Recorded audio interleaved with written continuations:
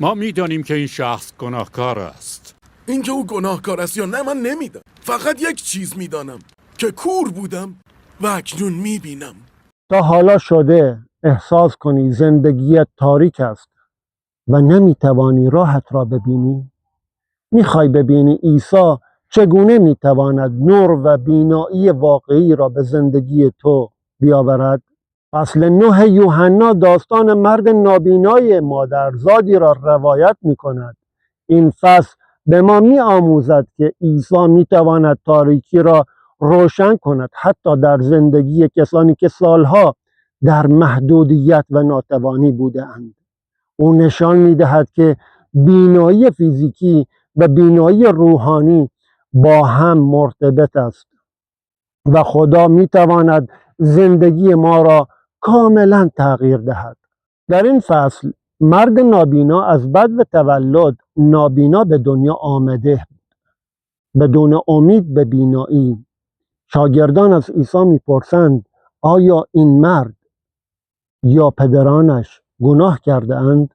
عیسی پاسخ میدهد نه، بلکه اعمال خدا در او آشکار شود.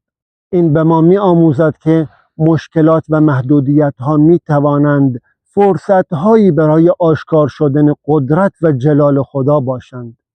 عیسی سپس خاک و آب دهان خود را روی چشمهای مرد میگذارد و میگوید برو خودت را در حوض شستشو ده و مرد نابینا شفا می‌یابد.